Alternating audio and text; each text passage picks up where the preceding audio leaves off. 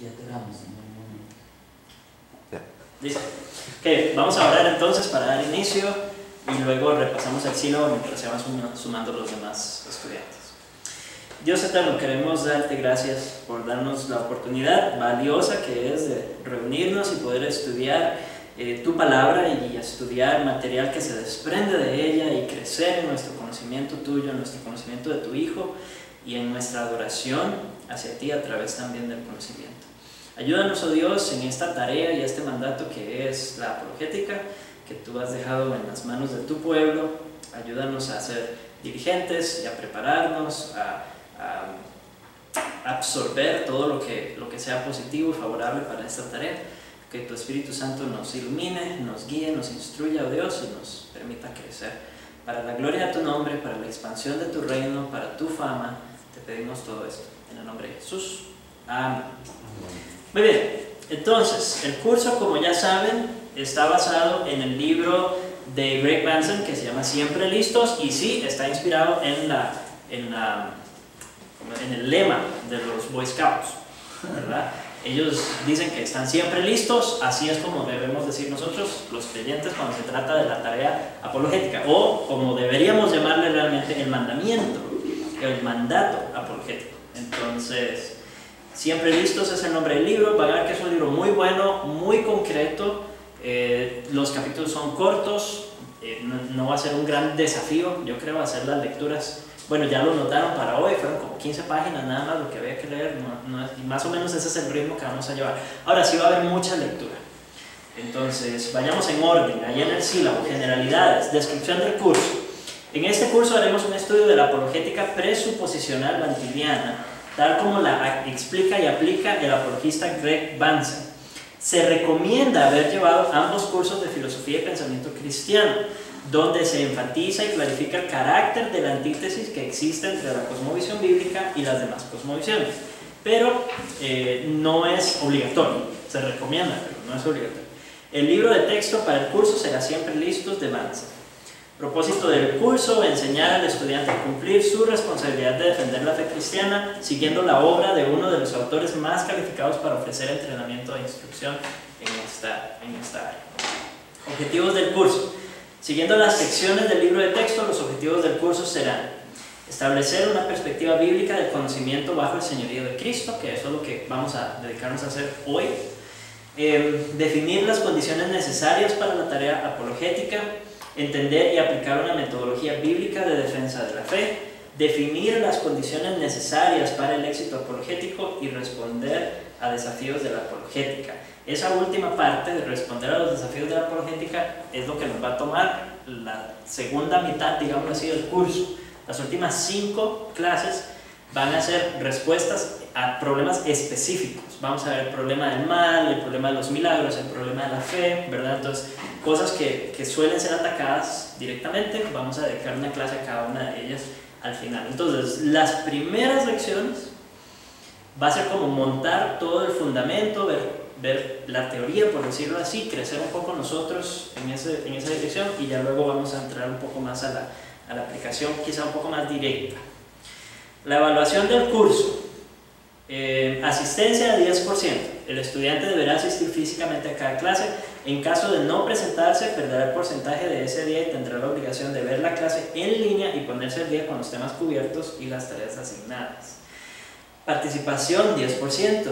El estudiante deberá hacer evidente su cumplimiento de las lecturas previas, respondiendo preguntas y haciendo comentarios pertinentes. Este puntaje de participación, no se frustren si pasó toda una clase y no pudieron hablar. Nuestras clases son cortas, tenemos solamente hora y media. Entonces, si no pueden hablar en una, pueden hablar en otra, ¿verdad? Y van obteniendo puntos de participación, y yo al final voy a tomar en cuenta, como en general, no tienen que participar en todas las clases para ganarse el puntaje, ¿ok? Nada más si demuestren que han estado leyendo el material, que tienen un conocimiento previo de lo que vamos a hablar. Por ejemplo, hoy, ¿verdad? Eso va a aplicar. Informe de lectura, 20%. Además del libro de texto, el estudiante deberá completar la lectura del libro ¿Por qué todavía creo?, de Joseph Booth. Ese libro es probando. De nuevo, la idea era traer libros, ¿verdad? Pero nos trajimos. Entonces, voy a compartirles el PDF de lo primero, como para que vayan arrancando, si ustedes son de los que ya van a empezar a leerlo esta semana, ¿verdad? Entonces, puedo darles eso o simplemente traemos copias el próximo jueves para distribuir a todos, ¿verdad? Si les comparto PDF no sería el libro completo, porque eso sí es contradictorio. Luego, bueno, ahorita hablamos de este otro. Entonces, del cual deberán presentar un informe de lectura. Este deberá ser un resumen que evidencie lectura de no más de 4 páginas de extensión, sin contar página de títulos. Deberá enviarse por correo electrónico, preferiblemente en formato de documento portable o PDF, en la semana 10, ahí va a estar en el cronograma especificado.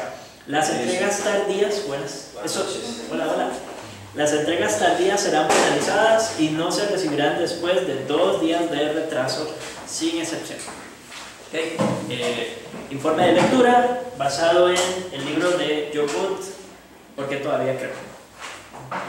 Ok, entonces de hecho en el curso vamos a leer 3 libros, esa es la idea. Las tareas, 20%.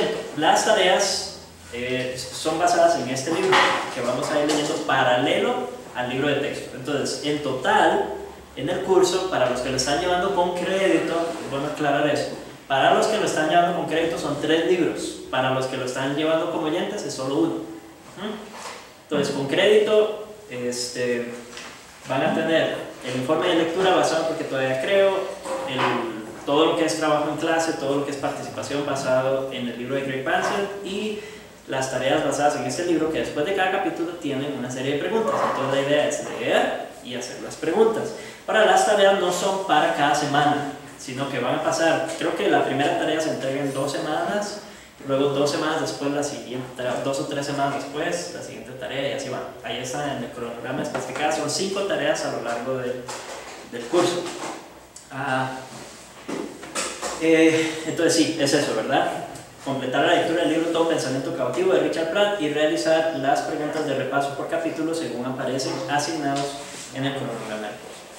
Proyectos escritos, 20% cada uno. Estos van a sumar el otro 40%. Por lo tanto, los que ya hicieron su suma han llegado a una alegre conclusión de que no va a haber examen.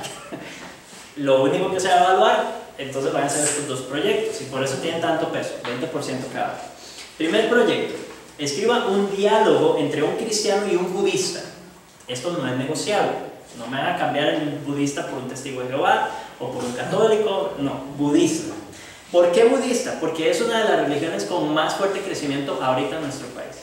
Entonces, por eso me parece importante que estudiemos esa religión específicamente, y para eso vamos a hacer este proyecto. Entonces, escribir un diálogo entre un cristiano y un budista en el cual el cristiano busque persuadir al budista de la verdad del cristianismo.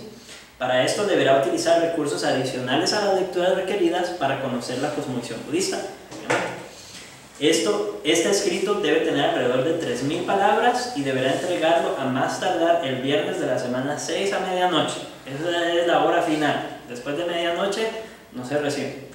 O quizás, si soy benevolente, lo recibo con un porcentaje menor. Segundo proyecto. Escriba otro diálogo. En este caso tiene 2 alternativas. Escoja solo una de las 2. Deberá entregarse a más tardar el viernes de la semana 11 a medianoche. La semana 11 es la última semana. Ese es el día de la última. Esa sería la última clase. Primera alternativa. Escriba un diálogo ficticio de 3.000 palabras entre un cristiano y un no cristiano. Ahí usted puede escoger el tipo de no cristiano que quiera. Simplemente no escoja budista, porque eso sería trampa. Ya hizo uno de budistas. O con un cristiano que tiene dudas o problemas con su fe, y un cristiano que busca ayudarle a resolverlos. ¿Okay? Entonces puede ser entre un cristiano no cristiano, o un cristiano fuerte, o un cristiano que está tambaleándose, que tiene dudas o dificultades con su fe. El libro de Pratt presenta un ejemplo de diálogo en el capítulo 15 que puede servir de inspiración. El diálogo debe tratar cualquier tema que pueda surgir de dicha conversación, como la existencia de Dios, el problema del mal, la naturaleza de la verdad, la autoridad de las escrituras, etc. Deberá investigar más allá de las lecturas asignadas. Deberá enviarlo por correo electrónico al profesor en formato de documento portable. Segunda alternativa, y esta es la que me gustaría ver por lo menos uno que haga esto. tenga una conversación vía correo electrónico o en alguna red social con un no cristiano o con un cristiano que luche con dificultades en su fe. Envíe el diálogo final por correo electrónico al profesor. Este deberá tener alrededor de 3.000 palabras. Si el diálogo resulta más corto, puede añadir un análisis del diálogo, qué cree que hizo bien, qué cree que no hizo bien y cómo podría mejorar sus respuestas. Y si el diálogo resulta mucho más largo de 3.000 palabras, entonces envíe una versión abreviada, eliminando secciones irrelevantes. ¿Okay? No me obliguen a leer más o mucho más de 3.000 palabras, por favor, que van a ser muchos proyectos. Ambos proyectos serán evaluados siguiendo los siguientes criterios generales: uso responsable de las escrituras, evidencia de investigación, creatividad, claridad, estructura y coherencia, inteligibilidad, evidencia del pensamiento cristiano y un buen uso del español. Siempre lo pongo de último, pero es uno de los más importantes. Les recomiendo para esta asignación específicamente, como es un diálogo, ya este es el editor hablando, como es un diálogo, averigüen cómo se usa la raya. Bien, investiguen bien las reglas de cómo se usa la raya en los diálogos para presentar este proyecto. Va a ser absolutamente necesario, la van a ocupar si van a hacer un diálogo. Plagio. Todo proyecto de investigación requiere tomar prestadas ideas y palabras de otras personas. Sin embargo, se debe reconocer formalmente la fuente de donde se tomen dichas ideas y palabras para distinguir claramente entre las ideas del estudiante y las de otras personas. Si no se reconoce la fuente debidamente, el estudiante será acusado de plagio. El plagio incluye copias palabra por palabra, robar términos, tomar y replantear los argumentos o la línea de pensamiento de otro, todo sin citar las fuentes debidamente. O sea, usted puede incluir copias palabra por palabra, puede robar términos, puede tomar y replantear argumentos, pero siempre hágalo citando las fuentes. No es problema hacerlo, el problema es no citar, porque si no cita, ¿qué es lo que me está diciendo a mí? Que usted lo escribió, que es idea suya, que a usted se le ocurrió. Entonces eso es robo, ¿verdad? Robo de ideas, plagio. El plagio, ya sea intencional o accidental, es muy serio. Todo caso de plagio será elevado y dependiendo de la gravedad podría resultar en repetir la asignación, reprobar la asignación, reprobar el curso o ser expulsado del seminario. Apelaciones. Cualquier problema académico o de comportamiento que no pueda resolverse de manera bíblica directamente entre las personas, Mateo 18, podrá ser elevado por escrito a la decanía de la institución.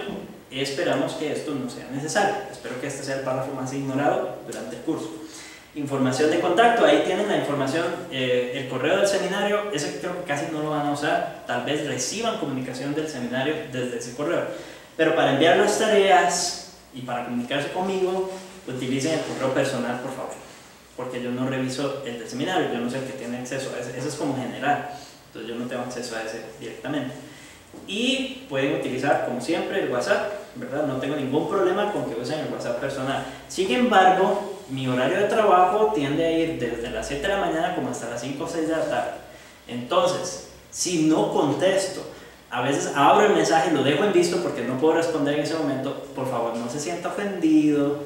Es muy posible que lo retome en la noche, o si se me olvida retomarlo en la noche, sin ninguna pena, sin ninguna vergüenza, póngame una manita así señalando el mensaje, o una carita, o lo que sea que me vuelva a dirigir la atención al mensaje que me vea, ¿ok?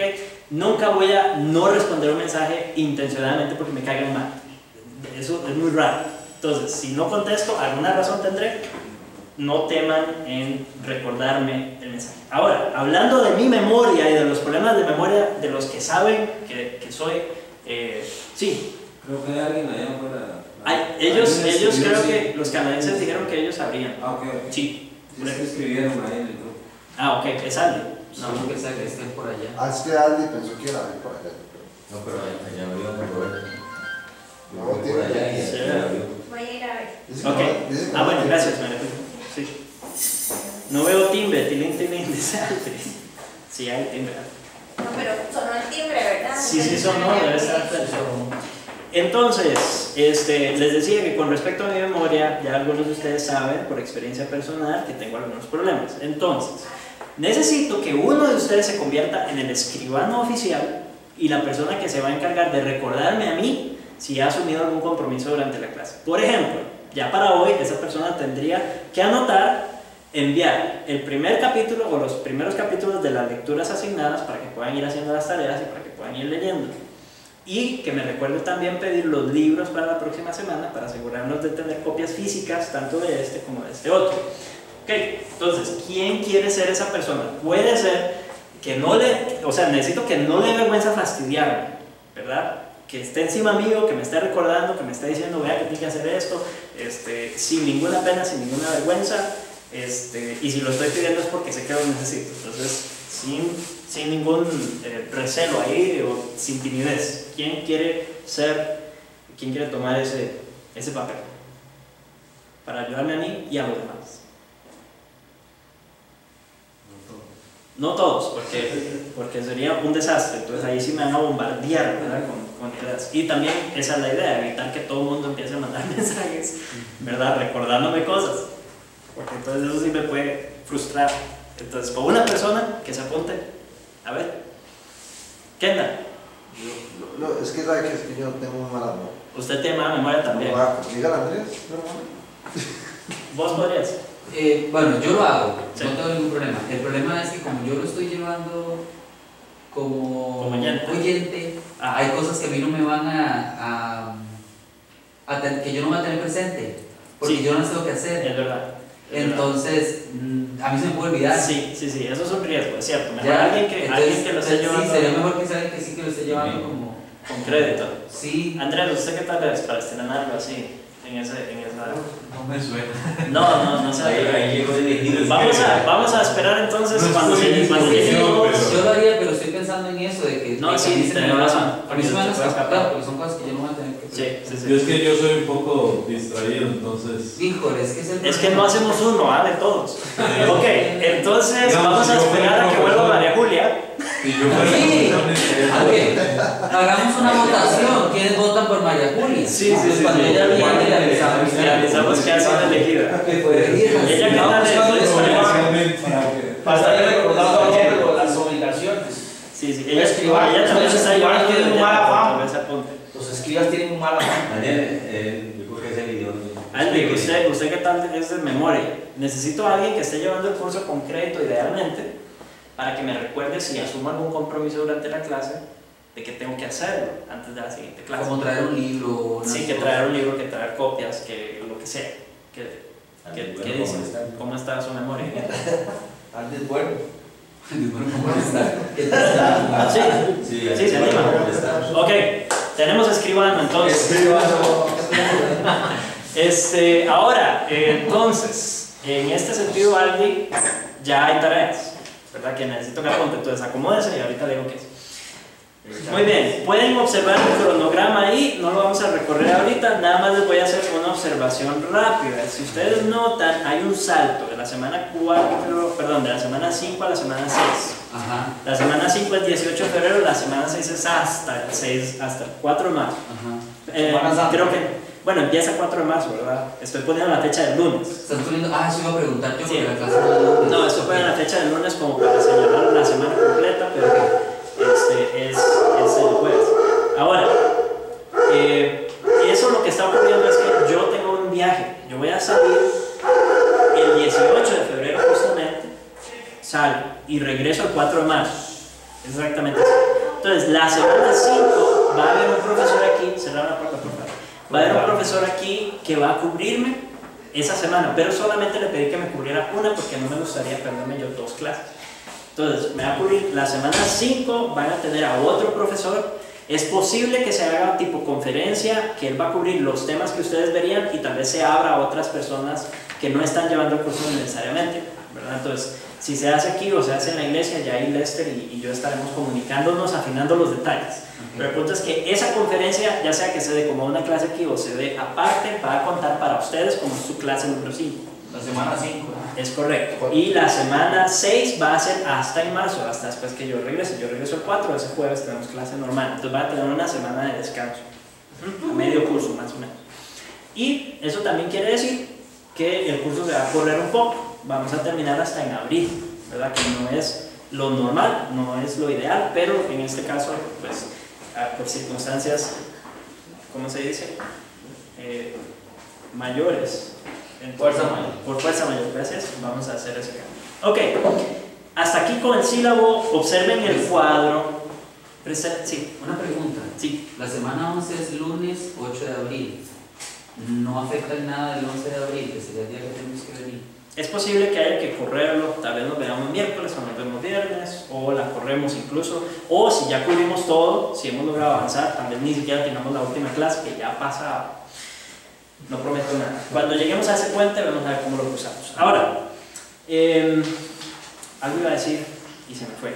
Vean el cuadro de evaluación, por favor, para que no les caigan sorpresas a nadie.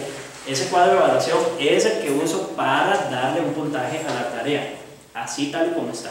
Pero entonces, el cuadro tiene 5 categorías, que son las de la izquierda, y tiene 5 puntos por categoría. Entonces, si usted hace un excelente trabajo, va a tener 5 puntos en la asignación. ¿Okay? Si hace un trabajo bueno, y ahí está la descripción de qué significa hacerlo bien en la asignación, qué significa hacerlo de manera satisfactoria en la asignación, deficiente y reprobado. Y lo mismo para el uso de las escrituras, para la cosmovisión, para la investigación en sí y para la expresión, que es el uso de nuestro idioma español. Entonces, lean eso, tenganlo claro, eso es lo que estoy buscando. ¿Quieren hacer un buen trabajo? Vean la columna de excelente y traten de hacerlo así como dice la columna de excelente. ¿Ok? ¿Estamos? Muy bien, hasta ahí ahora sí el sílabo lo prometo.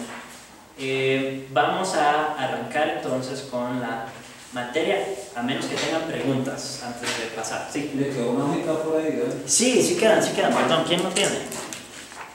Ya creamos una. ¿Qué más? Gracias.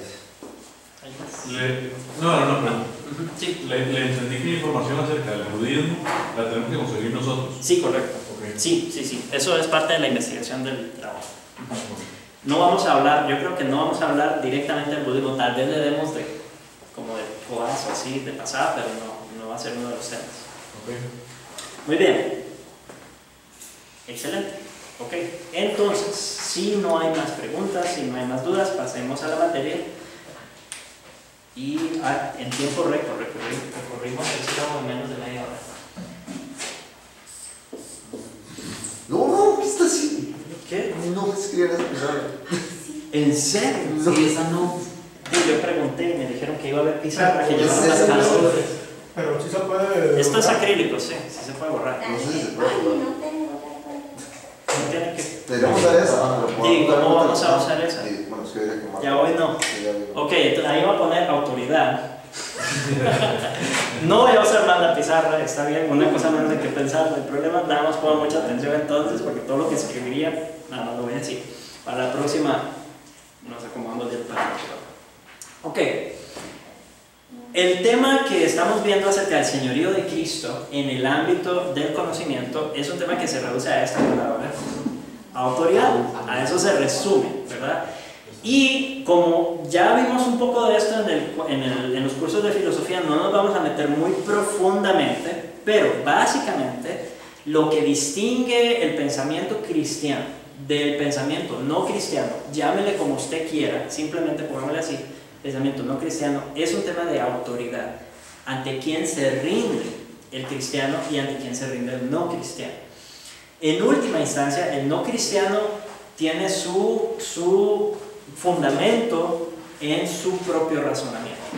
Esa es en última instancia la fuente de autoridad del cristiano, del no cristiano, al punto que todo lo que experimenta, todo lo que estudia, todo lo que emprende, todo lo que trata de entender, lo hace a partir de su razonamiento, con su razón como la máxima autoridad, ¿verdad?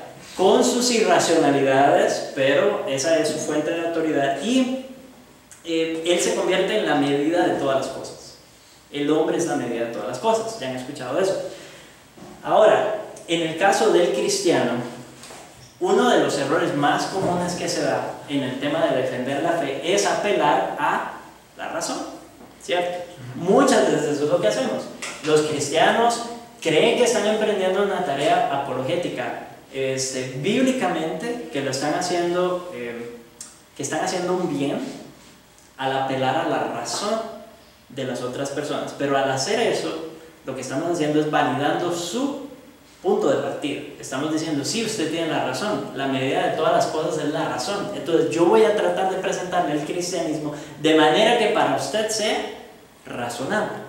Y si para usted es razonable, entonces usted coloca su razón o se coloca usted mismo por encima de las escrituras, se coloca usted mismo por encima de Dios mismo, se coloca usted mismo por encima de Cristo y los evalúa desde su razonamiento, desde lo que para usted es la autoridad. Y si usted hay algo ahí que no entiende, si hay algo que para usted no hace sentido, no calza, no concuerda, entonces el problema está en la Biblia, o el problema está en Dios, o el problema está en Cristo, el problema está en la religión, el problema está en la espiritualidad, el problema no está en mí. Nunca es esa la conclusión, ¿verdad? El punto de vista cristiano es completamente al revés. El punto de vista cristiano no parte de su razonamiento, el punto de vista cristiano parte de Dios. Y por eso la apologética bíblica, la apologética que creemos nosotros, se acerca más a honrar las escrituras y a honrar al Dios de las escrituras, se denomina tradicionalmente apologética presuposicionalista. Lo que significa es simplemente que su presuposición, su punto de partida, de donde arranca, es Dios, es las escrituras. No es la razón humana, no es la autonomía de la razón humana. Más o menos de eso es de lo que hablaba, para los que leyeron, este fragmento que tuvimos que leer para hoy del libro de Greg Banzer. Entonces, vamos a hacer un resumen así rápido y vamos a ir tirando algunas ideas y peloteando y traten de participar si tienen algo digno de decir. Ahora, yo sé que ese puntaje de participación a veces lleva a la gente a decir tonteras, ¿verdad? Entonces, simplemente para que le pongan un punto de participación. Como ya les dije, no se preocupen por eso. Si no tienen nada que decir, no se preocupe, ya tendrá su oportunidad de aportar. Simplemente no deje pasar las 11 semanas sin haber dicho nada.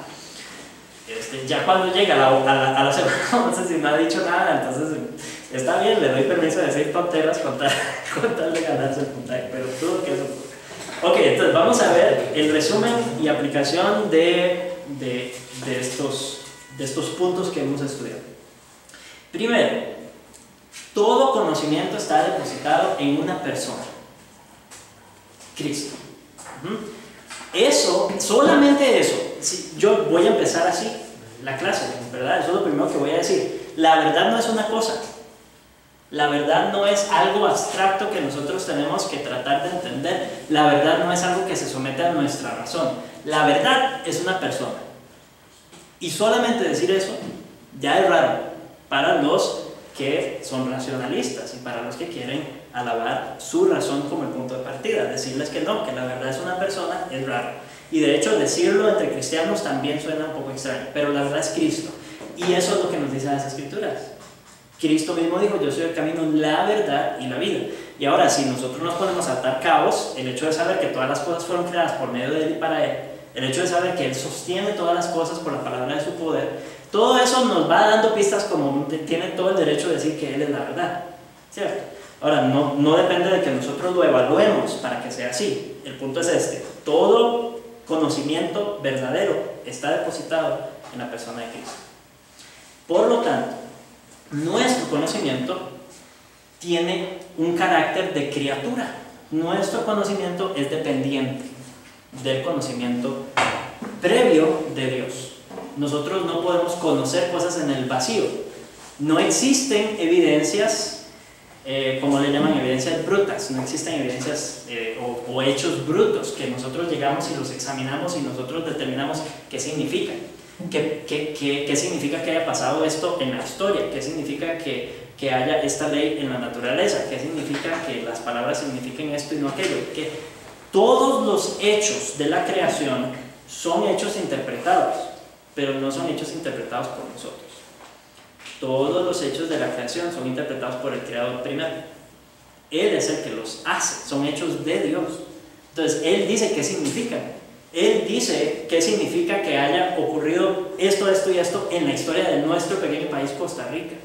Él es el que ha llevado a Carlos en este momento a ser el presidente de nuestro país, y Él sabe qué significa eso. los hechos son suyos y Él los interpreta.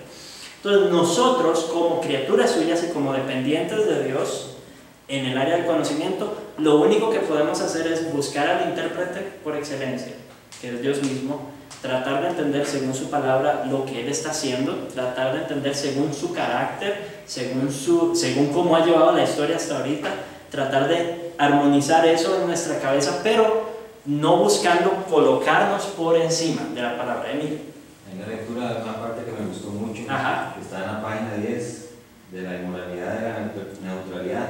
Dice, todos los tesoros de la sabiduría y el conocimiento se encuentran en Cristo.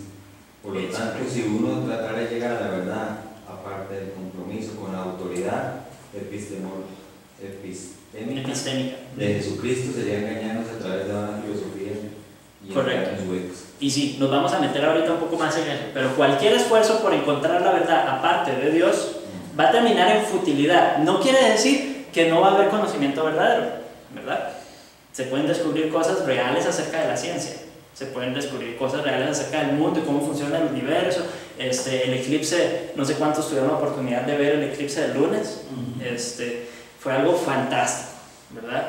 Era la, ¿cómo es que se llama? La super luna de sangre de lobo, así se llama el fenómeno. Y sabían que iba a ocurrir, ¿verdad? Y los científicos ya podían predecir que ese día, a esa hora, iba a haber un eclipse y que se iba a ver de tal manera, y describieron con bastante precisión todas las circunstancias a su alrededor. Conocimiento verdadero, evidentemente, ¿verdad? Pero es vano en el sentido de que su propósito final es desconocido para ellos. El propósito final, que para nosotros es conocido, tomando como punto de partida las Escrituras, ¿cuál es? Los cielos cuentan la gloria de Dios y el firmamento anuncia la obra de sus manos. Dios mismo está interpretando ese evento y está diciendo, está ocurriendo para mi gloria, para la alabanza de mi nombre, y son los que se someten a su palabra los que lo logran entender así. Cualquier otro tiene un conocimiento superficial de la verdad, pero no cae en el conocimiento verdadero, en lo realmente profundo, en lo trascendental de ese eclipse, la gloria de Dios. Sí, que me parece que no solo es vano, por supuesto que es vano, pero no solo es vano, sino que sigue siendo dependiente de Dios, aunque la ciencia, aunque la persona sea atea, agnóstico, lo que sea. Agustín decía que si yo estoy en un lugar, encerrado en un lugar lleno de cosas preciosas, aunque yo tenga las capacidades cognitivas y físicas para verlas, si Dios no lo llena con su luz, aún así no voy a poder percibir todo lo hermoso que hay en ese lugar. Entonces seguimos siendo dependientes de Él. Aunque no querramos, y ahí es donde entra el entenebrecimiento del que hablan las Escrituras, ¿verdad? Y entre ellos se dan títulos, y entre ellos se llaman doctor en tal cosa, y científico en esto, y máster en aquello, pero realmente su conocimiento del mundo está anulado, está entenebrecido mientras no se sometan a aquel que es dueño de todo conocimiento, que es Cristo. Son dependientes, aunque no lo quieran reconocer. Y es parte de la irracionalidad del pensamiento no cristiano. ¿Qué es ese sonido? Teclado, ok, entonces, en cuanto al conocimiento, esto es repaso para los que llevaron el curso de filosofía, pero básicamente el cristiano no es que dice que le es imposible conocer, no es eso lo que dice el creyente. El creyente reconoce que como criatura tiene dos cosas: capacidades, pero también limitaciones, ¿verdad? Entonces partimos de ese entendido porque somos criaturas. Sabemos que como criaturas de Dios, Dios nos ha hecho a su imagen, con la capacidad de entender. Él creó el mundo para ser entendido y creó al hombre para entender el mundo. Eso es así, hay una relación directa entre lo que yo pienso y el mundo allá afuera, de tal modo que puedo confiar hasta cierto grado en lo que me dicen mis sentidos, en lo que percibo, en lo que entiendo de lo que pasa. Y si me enfoco en un área específica, puedo volverme muy perito en esa área, ¿verdad? Y entonces tenemos a los biólogos que estudian específicamente los seres vivos y se vuelven expertos en esa área, y si son cristianos, reconocen que esas capacidades vienen de Dios. Pero lo que no reconoce el no cristiano, o con lo que tiene dificultades más, es con las limitaciones. El no cristiano cree que su razón es todopoderosa, y que si algo no entiende con su razonamiento, entonces seguro no existe, Esa es su conclusión. Si mi red no lo pesca, no es pescado, ¿verdad?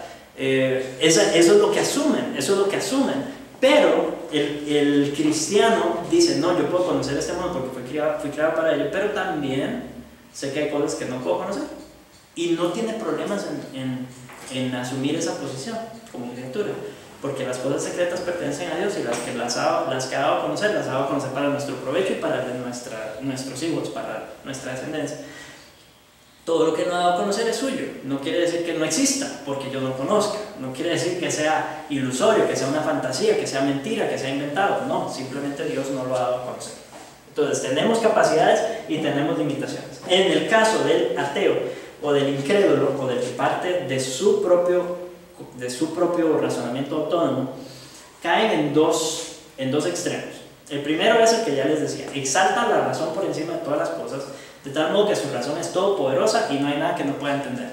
O el otro extremo, que también ha sido muy común y se está volviendo cada vez más común, de nuevo está agarrando fuerza en nuestra cultura, es: no se puede saber nada con seguridad, ¿verdad?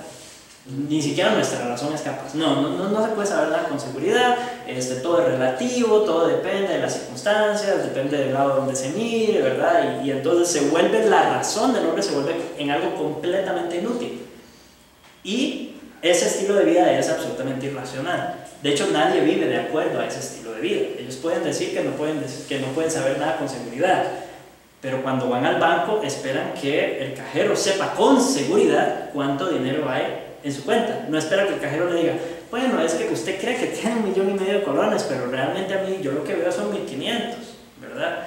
Ese es mi punto de vista. Entonces, usted me pide que le dé todo lo que tiene en el banco, bueno, le voy a dar 1,500 colones. No podría discutir si quiere ser consistente con su forma de ver el mundo, pero no puede ser consistente con su forma de ver el mundo. Se le haría imposible vivir en el mundo de Dios tomando como puntos de partida cosas que no son Dios, ¿ya? Entonces su vida se vuelve un desastre. Ok, entonces, en este sentido, hablando para nosotros los cristianos, ¿cuál es el principio del conocimiento? ¿Cuál es el principio de la sabiduría? El temor de Jehová, ¿verdad? El temor de Dios. Ahí partimos nosotros. Nos reconocemos como criaturas y como adoradores de ese Dios, y a partir de ahí vendrá conocimiento verdadero. Dios no promete todo el conocimiento.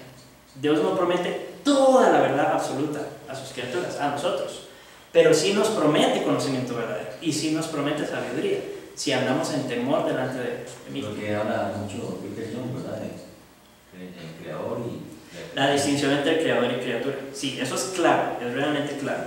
Entonces, nuestro conocimiento empieza con sumisión a esta autoridad que hemos definido y que reconocemos como cristianos, que es Dios mismo, es su palabra, es Cristo Jesús, el Rey del universo.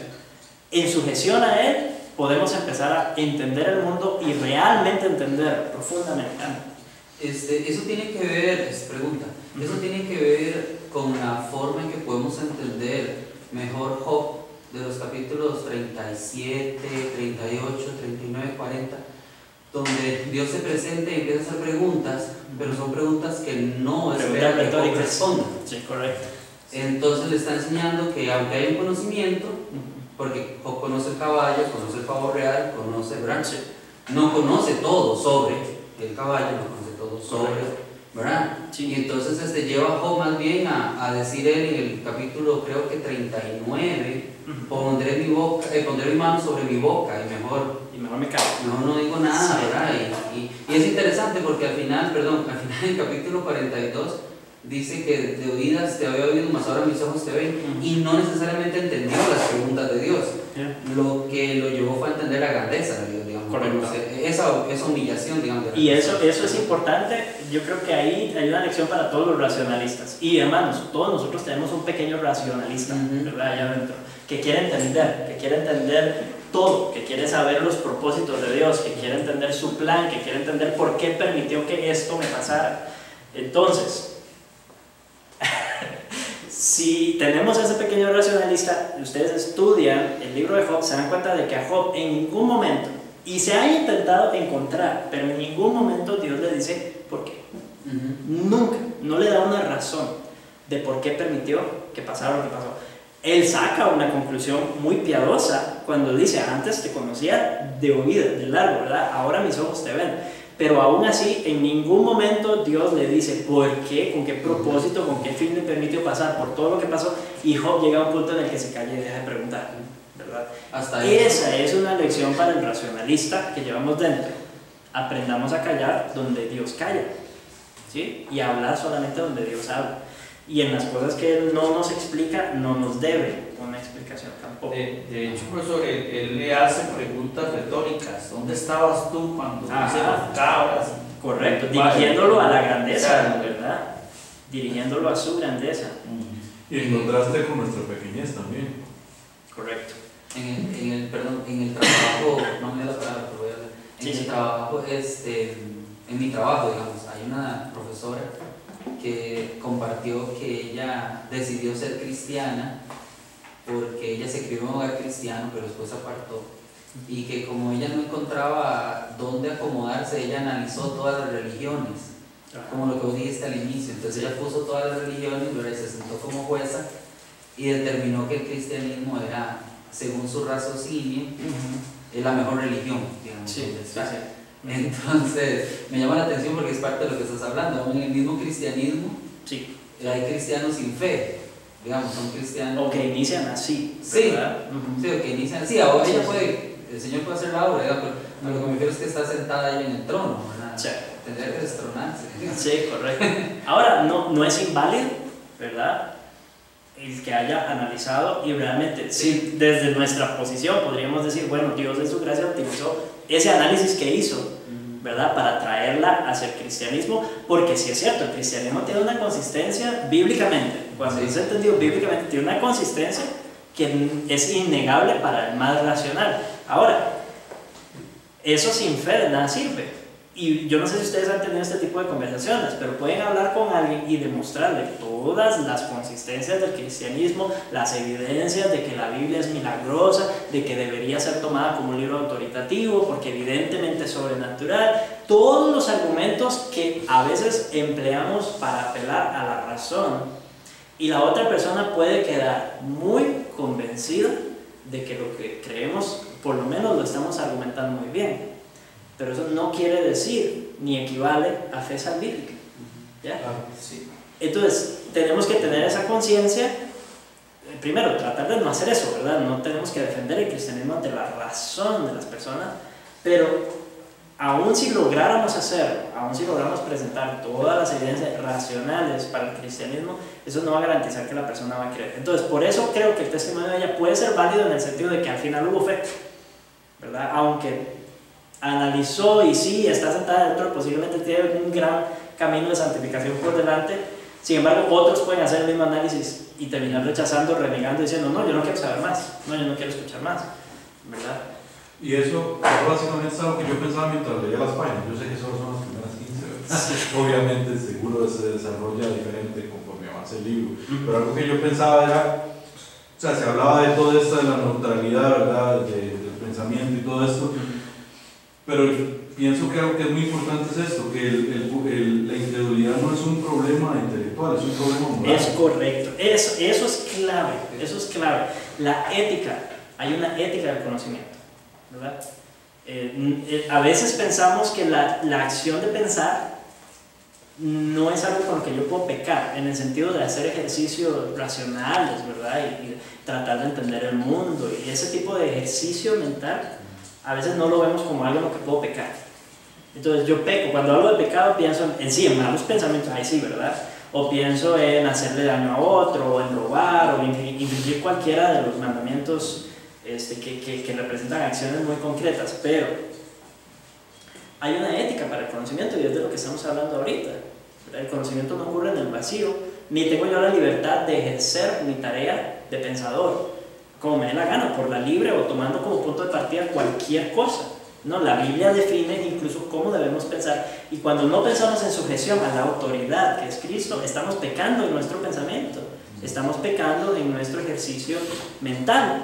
Entonces es un problema en última instancia moral. ¿Y por qué es eso clave?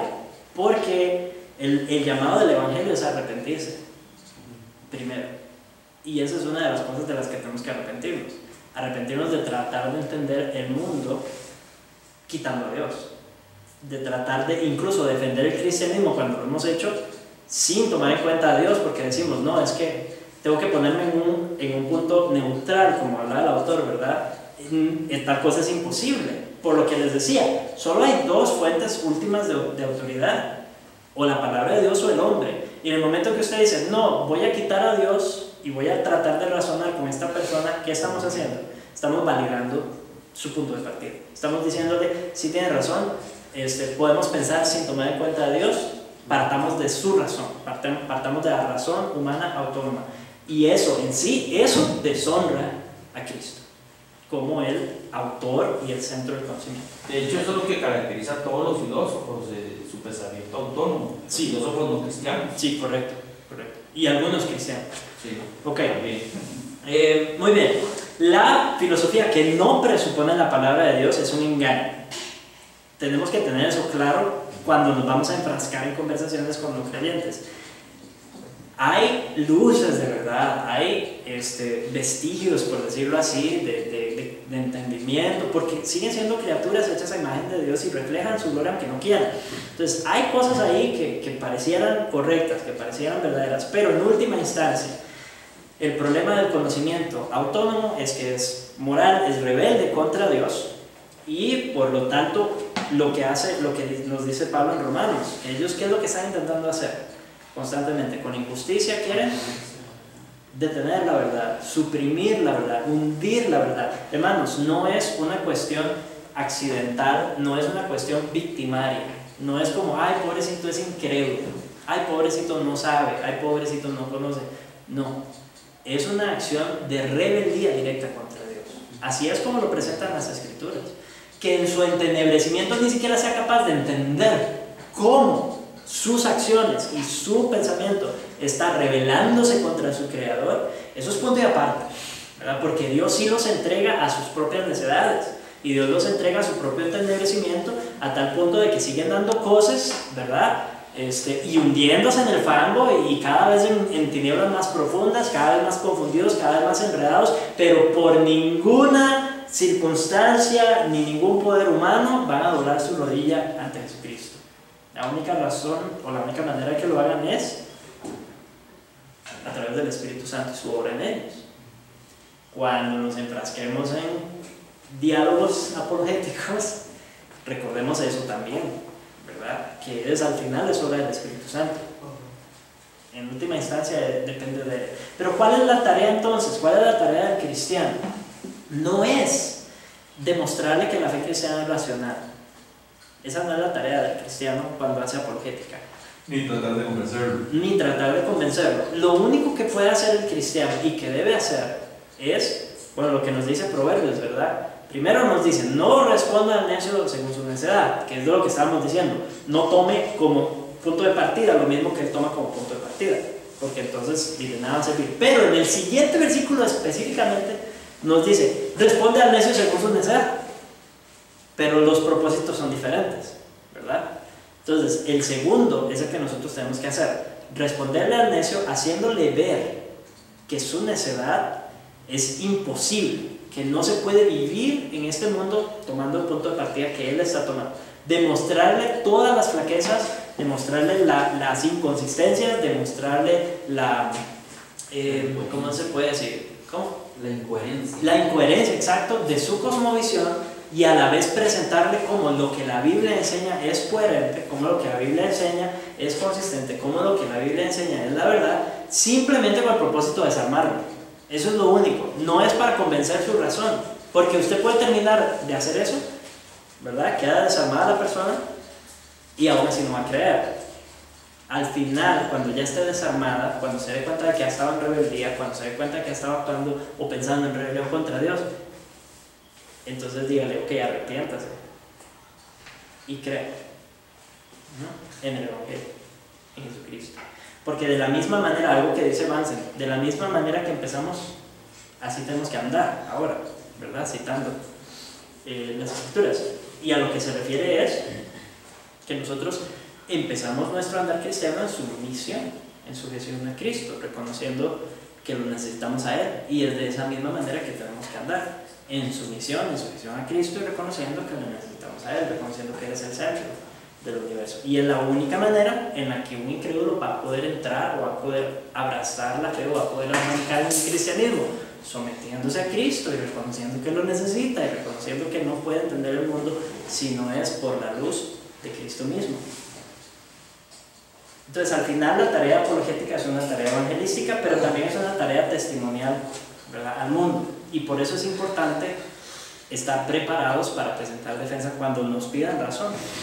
Esa es la parte. No necesariamente nos están pidiendo razón porque sean curiosos o honestos, o porque realmente quieren saber y quieren entender. No necesariamente va a ser esa la razón. Pero es nuestro deber estar preparados, porque es el nombre de Cristo el que está en juego. Es su fama. Es la cosmovisión que se desprende de las Escrituras. Y si yo no soy fiel a ella y me vuelvo fiel a cualquier otra cosa que no sean las Escrituras, voy a deshonrar públicamente, ¿ya? Entonces tenemos que tener eso presente también. Entonces, intentar ser neutral es inmoral, porque es tratar de servir a los señores a la vez, y el conocimiento tiene su ética. Tratar de ser neutral borra o elimina la distinción entre el cristiano y el no cristiano.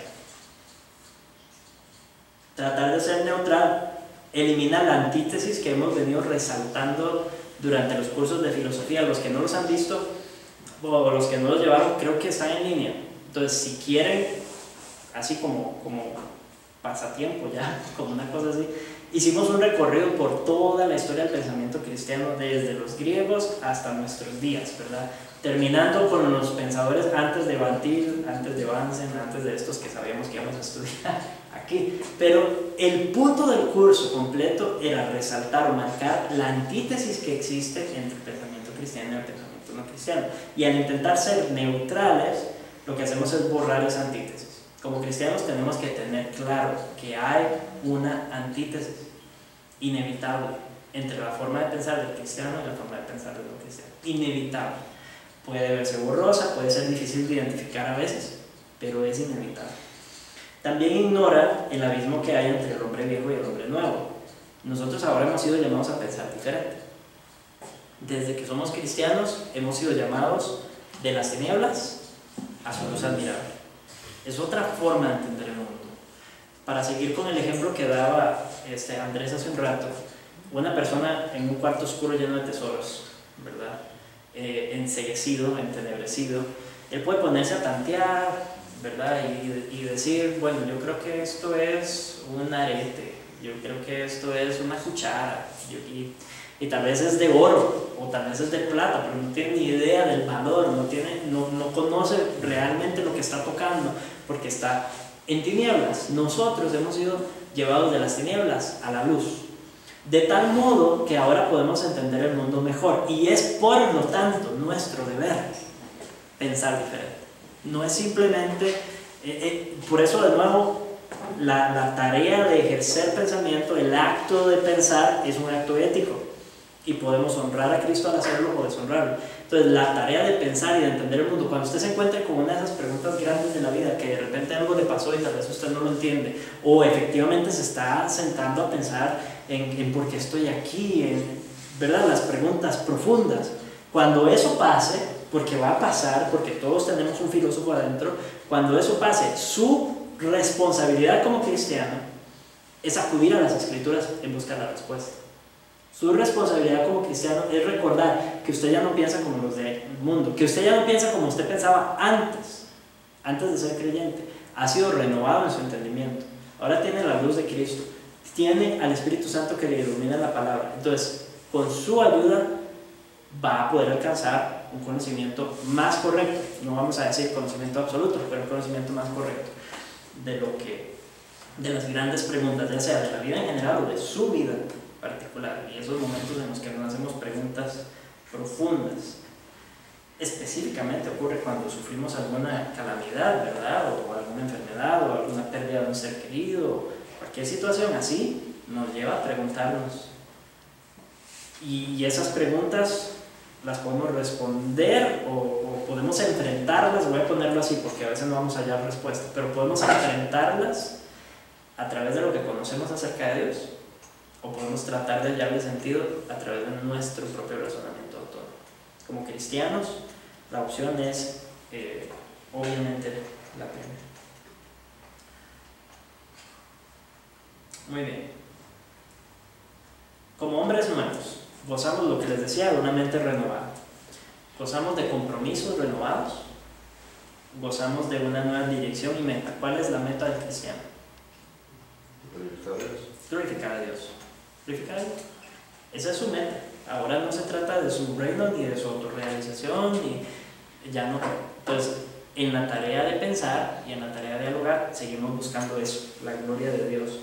Él es nuestro Señor ahora, por lo tanto tenemos una nueva autoridad para entender, y Él es el que define cuáles deben ser nuestras presuposiciones. Por eso debemos estar arraigados y cimentados en Cristo, sometidos a su señorío epistémico. Y cuando dijeron, ahora ya mencionaron esa palabra, epistémico significa que tiene relación con el conocimiento. Eso es todo. Entonces, debemos someternos a Cristo como el Señor de nuestro conocimiento. Eso es lo que significa su señorío epistémico. Ok, vamos a ver. Es que creo que he hablado mucho, entonces ya he tocado cosas que tenía apuntadas para más adelante. Vamos a ver. Ok, el mandamiento. ¿Cuál es el mandamiento del cristiano? El primero. Y el segundo es parecido, ¿verdad? Dice Jesús, pero el primero es: amarás al Señor tu Dios ¿con qué? Con tu corazón, con todas tus fuerzas. Con todo. Básicamente es: amarás al Señor tu Dios con todo lo que es. Con todo. De nuevo, eso incluye nuestra forma de razonar, nuestra forma de entender el mundo. Entonces, debemos basar nuestra epistemología, nuestro conocimiento en la palabra de Dios, buscar ganar los tesoros de la sabiduría y del conocimiento que Él tiene para nosotros, y si hacemos lo contrario, vamos a ser engañados y vamos a ser despojados de todo conocimiento genuino de la verdad. Hay una crítica que se hace al cristiano, presuposicionalista específicamente, y muchas veces viene de otros cristianos, y es del hecho de que, al parecer, y posiblemente tienen razón, aunque creo que no está mal, nosotros caemos en razonamiento circular, porque nuestro punto de partida es las Escrituras, y nuestro punto de partida es las Escrituras porque creemos que las Escrituras son la palabra de Dios, y Dios nos dice en las Escrituras que nuestro punto de partida deben ser las Escrituras. Entonces, aparentemente es razonamiento circular. No, aparentemente no, es razonamiento circular. Ahora, mis hermanos, les propongo una ilustración. Bueno, no una ilustración, más bien. ¿No pensarían ustedes que quizá la alternativa también sería razonamiento circular? ¿Cuál es la alternativa que proponen los no creyentes? En lugar de enredarnos en una circularidad y tomar como punto de partida la palabra de Dios porque la palabra de Dios dice que debe ser, ¿cuál es la alternativa que ellos dan? La razón. Pero ellos dicen, no, entonces eso es irracional porque es pensamiento circular, es ilógico. ¿Quién dice? Su razón les dice, digamos, que lo lógico es la razón. Entonces están haciendo lo mismo. Es exactamente lo mismo. Es imposible someternos a una autoridad sin caer en razonamiento circular. Pero podríamos plantear, digamos, si yo planteo las Escrituras como un documento meramente histórico, digamos, yo agarro la Escritura y lo planteo como un documento meramente histórico, y habla de un Cristo histórico. Correcto. Entonces, no presuponiendo que la Biblia es la palabra de Dios, sino como un documento histórico. Hay suficiente evidencia histórica como para llegar a pensar que Cristo es Dios. Sí. Y si yo voy al testimonio de Cristo, de la palabra, Cristo me da testimonio de que la palabra es Dios también. Sí. Es inspirada por Dios, y ahí dejaría de ser un razonamiento circular.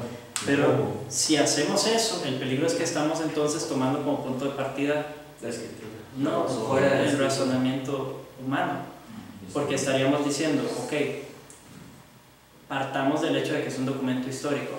¿Para el bien de quién? No, pero digamos, el punto de partida no sería que se dé un documento histórico, sino la divinidad de Cristo. El testimonio de la divinidad de Cristo en función de las escrituras. Sí. Creo que es válido, sigue siendo uso de evidencias. Y a eso es a lo que, de eso es de lo que queremos rehuir. Ahora, las evidencias tienen su lugar, ¿verdad? No vamos a decir que nunca vamos a utilizar las evidencias. Estos son argumentos muy válidos y poderosos, realmente. Pero apelan a la razón, en última instancia. Lo que le estamos dando es razones para creer que Jesús realmente es Dios, y entonces validamos todo lo que Jesús dice al convencer a la persona de que Él es Dios, ¿verdad? De que lo que dice Él de sí mismo es cierto. Como les decía, creo que la evidencia tiene su lugar, pero no podemos partir de ahí, porque incluso si logramos hacer eso, si logramos convencer a la persona de que sí, al parecer Jesús es Dios, eso de nuevo no va a ganar a la persona para salvación, ¿verdad? Simplemente los va a llevar más informados al infierno. Sí, claro. No pierde valor. Lo vemos, como usted mencionaba, digamos, que otros mismos cristianos plantean el problema. Sí. Entonces, desde una perspectiva académica. Esa es la utilidad que tiene, y a eso iba. Hemos visto un poco de esto en los cursos de filosofía, no, pero esa es la idea. Para ayudar a un creyente con dudas, para ayudar a un creyente que está empezando, esos argumentos son súper válidos. ¿Por qué? Porque ya nuestro punto de partida es el mismo, aunque él no es consciente de eso, ¿verdad? Nuestros puntos de partida son muy parecidos. Ya hay una sujeción a las escrituras natural puesta ahí por el Espíritu Santo. Entonces, si nosotros logramos usar esas herramientas para convencer al creyente y fortalecer su fe, excelente, eso va a funcionar. Y va a funcionar con aquellas personas que están coqueteando con el Evangelio, porque el Espíritu Santo ha empezado a poner una luz en ellos, ¿verdad? Y esa luz va a dar fruto eventualmente, y nosotros podemos ser instrumentales en eso. Pero con lo que no va a funcionar es con el incrédulo directamente. Va a servir como testimonio público, es decir, por el bien de los que están en la audiencia, de los que están leyendo el debate en Facebook, de los que están escuchando la conversación, y quizá entre ellos haya alguno que el Señor ha llamado sin haber llamado a este fulano con el que estoy hablando, ¿verdad? Asumiendo que no lo hubiese llamado el Señor, nunca lo sabemos, pero asumiendo eso, para él no va a ser de ninguna utilidad, aún demostrándole a ciencia cierta, si quisiéramos ponerlo así, que realmente Jesús es quien dice ser, el Hijo de Dios.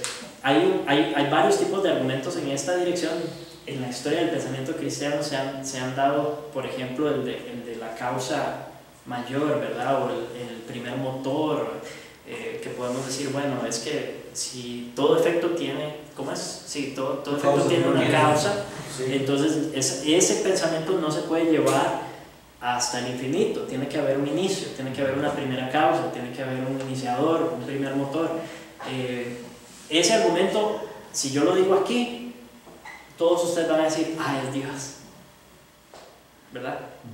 Todos van a decir, sí, esa causa primera es Dios, ese primer motor es Dios. Pero ese argumento no va a funcionar necesariamente con un incrédulo, porque el incrédulo puede decir, los aliens, sí, está clarísimo, fueron extraterrestres, ellos son la causa primera. ¿Me explico? Entonces, en su rebeldía contra Dios, aún los mejores argumentos y la mejor evidencia planteada desde una perspectiva cristiana puede ser para ellos nada. Los aliens están como pobres. Sí, no, yo sé, claro, y ahí podemos enfrascarnos en otra conversación.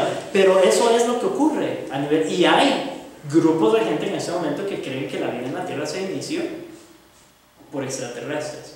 Y hay otro grupo de gente que no tiene problema en pensar que podemos seguir hasta el infinito con ese problema de causa y efecto, porque ahorita la irracionalidad se ha exaltado tanto que usted ya puede no necesitar ni siquiera una convicción racional. Creo que a eso es a lo que nos estamos enfrentando, y en ese sentido está cambiando el paradigma, porque antes estábamos dialogando con gente racional, la mayoría era gente académica, gente que estaba preparada, gente que en sus escuelas desde pequeños les enseñaban a leer, ¿verdad? A pensar críticamente, a analizar. Entonces, cuando teníamos conversaciones con ellos, la tendencia era racionalizar, la tendencia era exaltar la razón autónoma. Ahora es irracionalidad, es subjetivismo, es relativismo lo que impera. Entonces, aún presentándole usted todas las evidencias del mundo, las más convincentes, la persona puede terminar diciendo, esa es su verdad. ¿Verdad? Eso es lo que usted cree y a usted lo convence. Porque no es un tema de razón, es un tema de rebeldía. Tenemos que entender eso. Es un tema de rebeldía epistemológica, por ponerlo así en términos grandes. A mí una vez me pasó que estaba discutiendo con un chaval y era decirle y al final él caía en ciertas razones, ¿verdad? Y cuando ya, ¿verdad?, se quedó callado, al final me dice, bueno, sí, tiene que haber un Dios, pero yo creo que no es uno, yo creo que son más. Por ejemplo, ¿Por qué solo uno? ¿Por qué no varios? Sí, De ahí sí. nunca perdió, ¿verdad? Sí, exacto. Eso es común, es más común de lo que se imagina. Y cuando si toman en serio el mandato apologético y empiezan a tener ese tipo de conversaciones con el vecino, con un amigo, con una persona en el bus, con sus sobrinos, con sus hermanos, con quien sea, cuando empiecen a tomar en serio ese diálogo, se van a dar cuenta de esa rebeldía que está en la base. Lo van a notar, porque salta a la vista. A Emilio le pasó muy visiblemente, ¿verdad? A mí me pasó con una sobrina que ella insistía, ¿verdad?, que cómo saber que la palabra de Dios era realmente la palabra de Dios.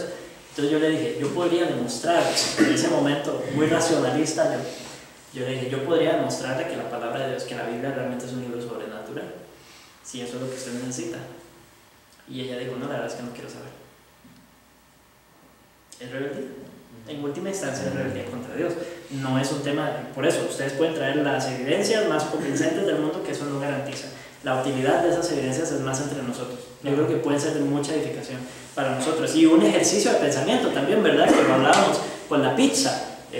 La Biblia es como una pizza, trae un montón de piezas ahí y cosas que son armónicas entre ellas, pero a veces como por hacer el ejercicio podemos sacar un pedazo de la pizza y ver cómo todo lo demás habla de eso y testifica de eso y da pruebas de eso.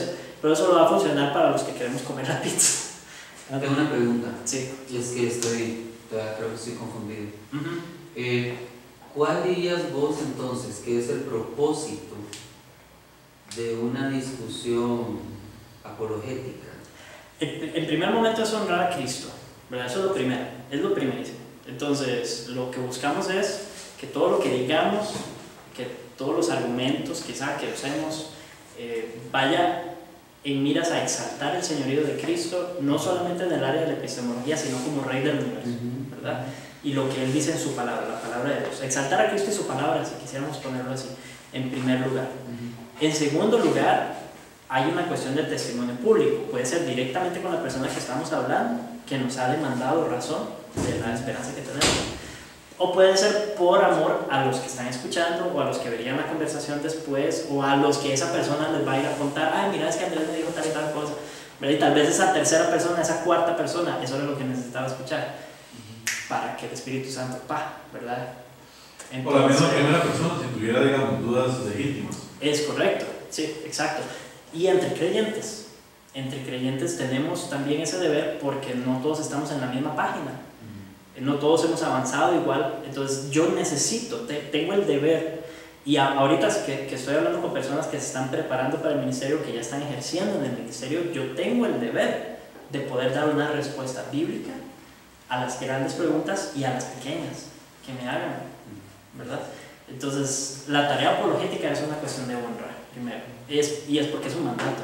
Sí, es que te hago una pregunta porque he conversado con personas y no sé si... no es lo que vos has planteado exactamente, pero muchas personas creen que a través de la apologética racional, digamos, racionalista, sí. Llegas a la conversión de la persona. Sí, ¿no? Digamos. Eso es ilusorio. Eso es lo que, pero por eso quería que me lo dijeras vos así como, sí, de una forma más concreta. Más para poderlo. Sí, es ilusorio pensar que vamos a llegar a la fe, ¿verdad? No es ese, en última instancia, no es ese el propósito.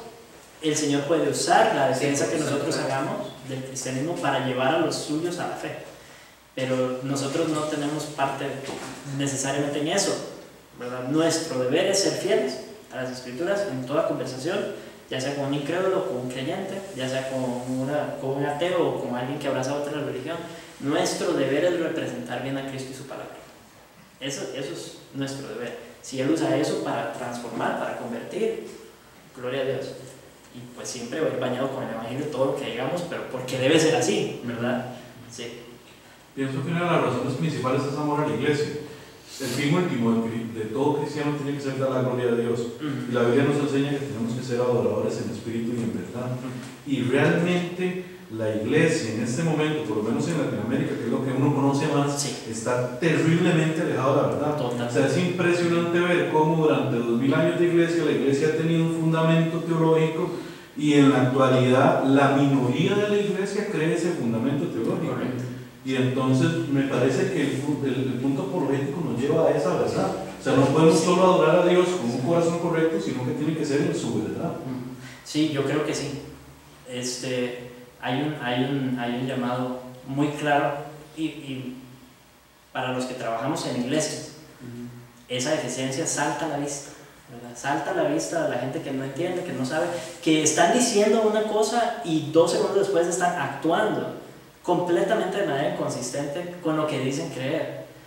Necesitamos presentar una defensa consistente, incluso en nuestro actuar, no solamente en nuestra hablar, sino al actuar, razonar, pensar, todas nuestras interacciones que sean honrosas de Cristo por el bien del crecimiento de los hermanos que están viendo, ¿verdad? Los que tenemos a cargo especialmente, pero otros también serán afectados sus hijos, serán afectados sus familias, será afectada la comunidad eventualmente.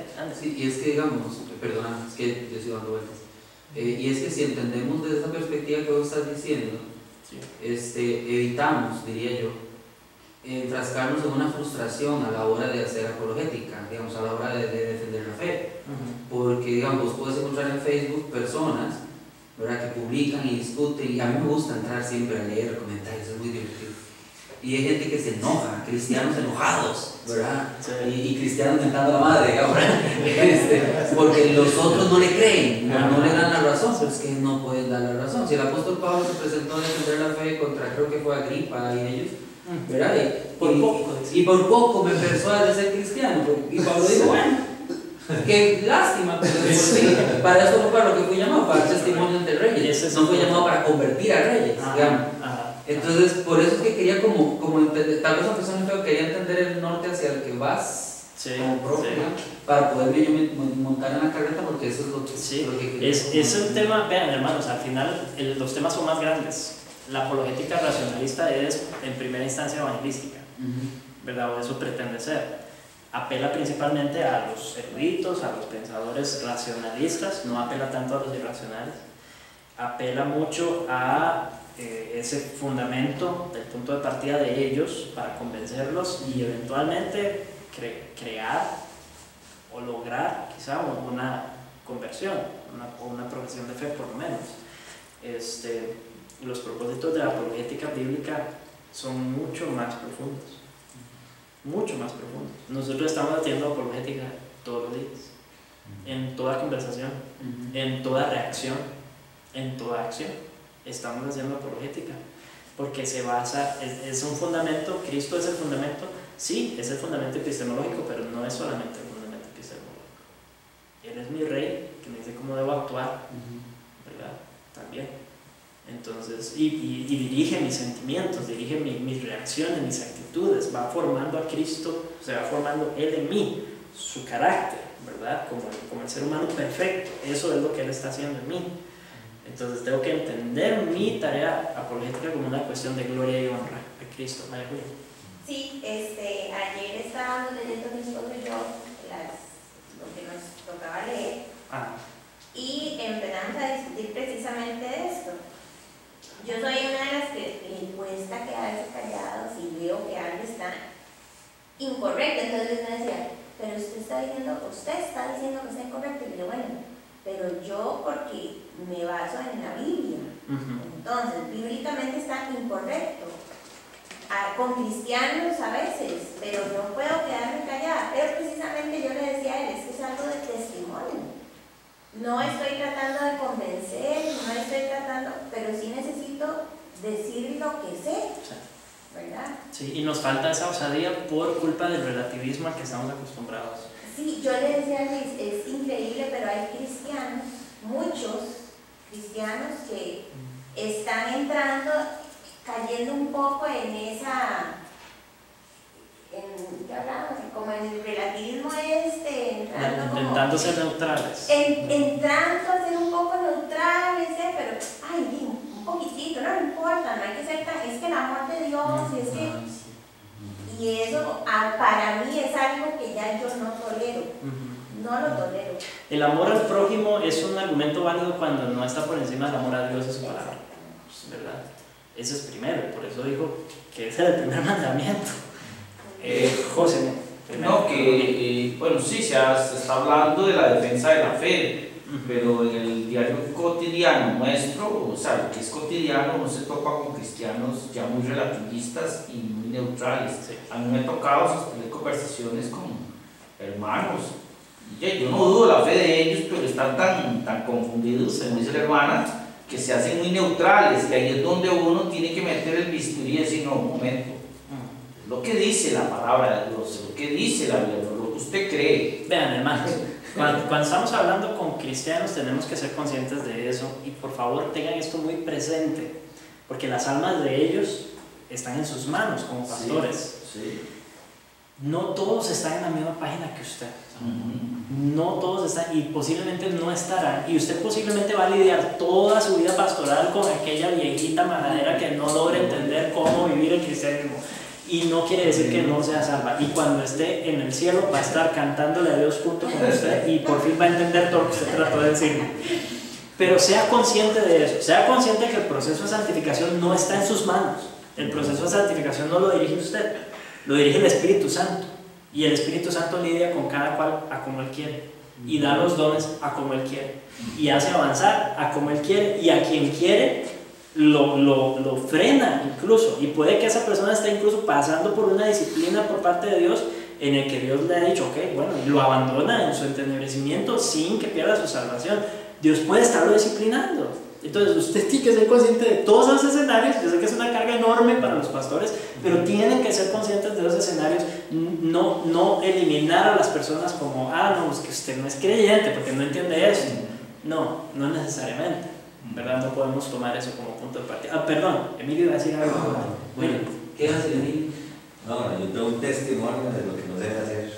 Ok, esos son muy buenos, gracias por compartirlo, porque requiere humildad hacer eso. Es que, bueno, tengo una persona muy querida y una vez me dijo, es que mi jefe lee mucho y me dice esto del cristianismo, dijo que era agnóstico y no sé qué, y empezó a decirme, a pedirme ayuda, y yo, dígale esto, y como no me encantaba, yo le voy a buscar información y le estaba preparando una chucha así, ¿verdad? Y la dejé ver, ¿verdad? O sea, le dejamos el tema, y al tiempo me dice, ¿te acuerdas de aquel ejemplo? Y yo, sí, que le creía muy salva y no sé qué. Sí, ya es creyente. ¿Cómo? Ya es creyente. Pero, ¿qué dice? Ya hablé. Pero yo me quedé así, ¿qué le dijiste? Y dice, es que le regalé una Biblia. Y yo preparando una o sea, al final hice algo que no tenía que hacer, ¿verdad? Pensé más en tratar de convencerlo y debatir y ver qué le decía, y esa persona estaba mirando otra aspecto de lo que vos estás hablando. Es una guerra espiritual en primera instancia, ¿verdad? Cuando sí creo y cuando tenemos ese tipo de conversaciones, nunca es... El punto del racionalismo es que reduce la tarea, reduce los objetivos, reduce las discusiones. Es algo mucho más trascendental que simplemente lograr presentarle evidencias. Va mucho más allá de eso. Y tenemos que ser conscientes que con una casi evidencia mal expresada y bien torpe de parte nuestra, de nuestros labios inútiles, el Señor puede transformar la vida de aquella persona, tanto como con la preparación más fina, ¿verdad? Los argumentos, los mejores argumentos jamás pensados en la historia del pensamiento cristiano no garantizan que vamos a ganar a esa persona para Cristo. Entonces, de humildad de parte de nosotros en esa parte, ¿verdad? Y no caer en el mismo racionalismo. Sí, mira, solamente quería decir un par de cosas rápidamente. Sí. Vos sabes que soy mentiroso, yo siempre digo rápidamente, o ya voy a terminar y son mentiras mías. Soy pastor, predico, entonces eso es una mentira, ¿no? Es inevitable. Por ejemplo, estaba leyendo un comentario de Hendrickson cuando yo quería enseñar sobre un pasaje de 1 Corintios. Y en el pasaje de 1 Corintios, Pablo dice a los corintios que él se presentó delante de ellos no queriendo mostrar sabiduría humana, sino solamente a Cristo crucificado. Pero Hendrickson dice, es interesante porque con los efesios, que fue antes de ir a Corinto, ¿verdad? Pablo se presentó con argumentos, ¿verdad? En la plaza, ¿verdad? Sí, profundos.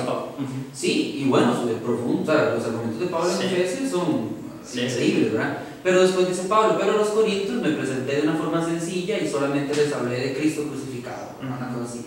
Entonces, lo que estás diciendo es que los hermanos están en diferentes posiciones. Yo creo que nosotros requerimos sabiduría de entender también cómo tenemos que presentar la defensa de la fe dependiendo de la persona y las circunstancias en las que estamos. Ahorita yo estoy trabajando en un colegio cristiano, todos son cristianos. Sí, ¿verdad? Espero que nadie vea de ellos, espero que no. Pero, ¿de qué colegio es? Pero todos, mira, yo llego ahí y esta gente ama al Señor. O sea, es increíble. Ellos han mostrado un amor al Señor increíble, ¿verdad? O sea, bellísima gente, ¿verdad? Pero salen con cada cosa.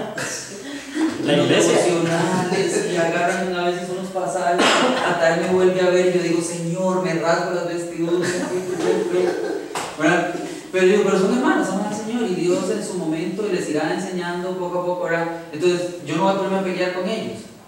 Yo creo que ahí yo tomé el consejo de Pablo, mejor presentar a Cristo crucificado, ¿verdad? En lugar de sentarme con ellos como con los efesios, digamos, y empezar a argumentar con cada uno, mejor presentar a Cristo crucificado, uno con servicio, con amor, con sujeción, ¿me explico? Sí. Entonces a veces nosotros mismos al querer presentar la fe exaltamos el raciocinio nuestro, ¿verdad? El mandamiento es estar siempre listos, ¿verdad? Siempre preparados para presentar defensa a aquellos que les pidan razón de la fe, de la esperanza. Ahí hay un parámetro un poco que creo que deberíamos detenernos a veces y pensar, estoy gastando perlas en cerdos.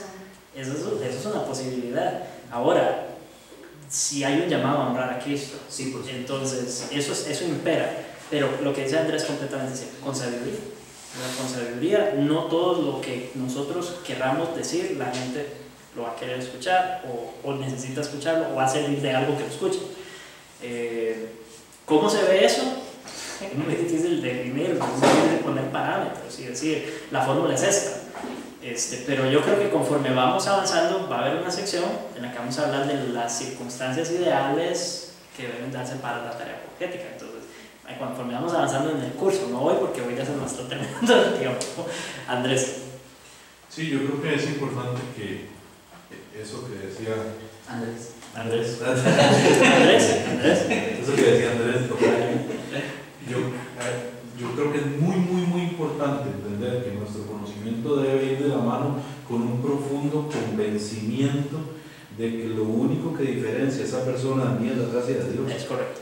Y eso nos lleva a esa carencia de juicio porque yo estaba igual que él y peor, antes de que la gracia de Dios me salvara, ¿verdad? Y yo creo que eso es lo que nos lleva al tacto correcto, que es el punto de Pedro, ¿verdad? De cómo llevar esa fe. Y yo decía también ahora lo del amor a la iglesia porque qué bonito eso lo de la frustración. Yo me acuerdo que en un principio, Qué bonito cuando, eso de la cuando yo a mí se me enseñó que la salvación de los demás era mi responsabilidad. Y muchos cristianos tienen esa inconsciencia, ¿verdad?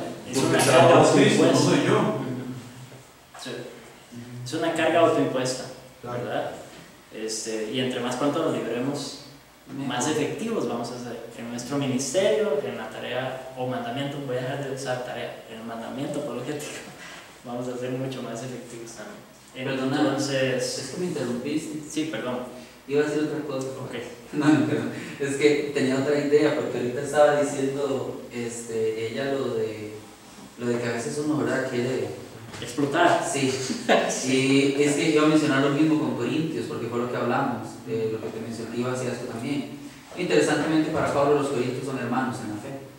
Y usted lee 1 y 2 de Corintios. Y, no parece estar describiendo hermanos. ¿verdad? Sí. Entonces, la Biblia toda está llena de ejemplos de personas que son del pueblo de Dios y no se visten, ni hablan, ni actúan todo el tiempo como pensamos que debería, ¿verdad? Entonces tiene un Abraham mentiroso, un David adúltero y un Salomón idólatra. Y son el pueblo de Dios, ¿verdad? Y yo creo que nosotros, digamos, la persona no que quiero ejemplifica decir somos. indiferencia, ¿verdad? No quiero decir indiferencia. No. Igual hay que trabajar con ellos, no estoy diciendo indiferencia. Conciencia. Estoy hablando de conciencia y hasta cierto punto misericordia. Y bueno, para con ellos. Y para con nosotros, porque el que ejemplifica mejor esa situación después de un David adúltero o de un Abraham adúltero o de todos los adultos que hay en la iglesia, todos, ¿verdad? No sé, ¿cómo eran adúlteros? Yo creo que el que personifica mejor eso soy yo. Sí, un gran pecador en el púlpito. O sea, eso es increíble. Eso es. Ok, con esa conciencia entonces, hermanos, yo creo que vamos a arrancar bien. Sujeción a la palabra de Dios, reconocimiento de nuestra posición como criaturas y honrar a Cristo, buscar honrar a Cristo. Esos son puntos de partida. Como el dueño del conocimiento, vamos a ir profundizando un poco más en eso. Algo nada más, un comentario final. En esos momentos en los que sentimos el impulso de hablar, que definitivamente a veces es inevitable, lo sentimos como una urgencia, como algo muy necesario, confiemos en el Espíritu Santo que mora en nosotros. Yo sé que no enfatizamos eso mucho en nuestras iglesias, pero el Espíritu Santo actúa realmente en nuestros días, y no estoy hablando de que van a empezar a hablar en lenguas, ¿verdad? No estoy hablando de eso, pero sí el Espíritu Santo mora en nosotros, y hay un trato personal en los momentos específicos en los que Él promete darnos palabra, ¿verdad? Él dice, no se preocupen por lo que tengan que decir, yo se lo voy a dar. Entonces confiemos en eso también, confiemos en eso y tratemos de andar con cuidado, conscientes de que podríamos equivocarnos, podríamos fallar. En última instancia la palabra de Dios es la que manda, ¿verdad? Que el Señor nos ayude a someternos cada vez más a ella, a aferrarnos firmemente a esta confesión que hemos heredado, a esta confesión que tenemos como cristianos, a buscar en la fe histórica la palabra de Dios, la veracidad de la palabra de Dios, cómo ha sido entendida y abrazada y cómo se nos ha sido dada, y que nosotros también podamos comunicarla así. Antes bien sea Dios veraz y todo hombre mentiroso. Él es el fundamento. De Él vamos a partir. Oremos. Dios, queremos reconocer en esta noche nuestra terrible incapacidad, nuestra debilidad, nuestra falta de humildad. ¿Cuántas veces nos hemos postrado ante los ídolos de nuestra cultura? ¿Cuántas veces hemos partido en nuestros argumentos de nuestro razonamiento autónomo, de querer complacer a los demás o razonar desde su terreno, y en la medida que hemos hecho eso te hemos deshonrado a ti? Y no solamente en argumentos, sino a la hora de decidir cómo actuar, qué decir, cómo vivir, que nuestras decisiones en el diario vivir, muchas veces las hacemos a la ligera y no tomamos en cuenta tu señorío, que en última instancia eso es ese punto de partida que deberíamos tener, y queremos que imprimas eso en nuestros corazones, que lo grabes profundamente, Señor. No nos permitas continuar deshonrándote. Tú eres el dador de todo el conocimiento, tú eres la verdad, tú eres el camino, tú eres la vida, y nosotros hemos sido llamados a amarte con todo, absolutamente todo. Danos ese anhelo, ese deseo, obra en nosotros, el querer como el hacer, por tu santa y buena voluntad, oh Dios. Sométenos a ti. Sabemos que nosotros no podemos, sabemos que somos rebeldes por naturaleza, que nos cuesta, que somos cabezones, testarudos, pero así ha sido tu pueblo a lo largo de la historia, y eres experto en tratar con este tipo de vicios. Así que trata con nosotros. Te lo rogamos en el nombre de Cristo Jesús. Amén. Que el Señor les bendiga. Recuerden entonces hacer la tarea para la próxima semana, que está la tarea de leer, ¿verdad? La lectura asignada para la próxima semana. No tenemos los libros como prometieron, entonces les toca leer el PDF. La próxima semana trataremos de tenerlos, y mi escribano ahorita hablo con ustedes las tareas que tengo. Pueden ir guardando eso. Ya me termino. Vos también sabes. Mira, Los libros. Ah, sí. no puedo grabar esto, acabo de Ahora, ¿qué? hacer.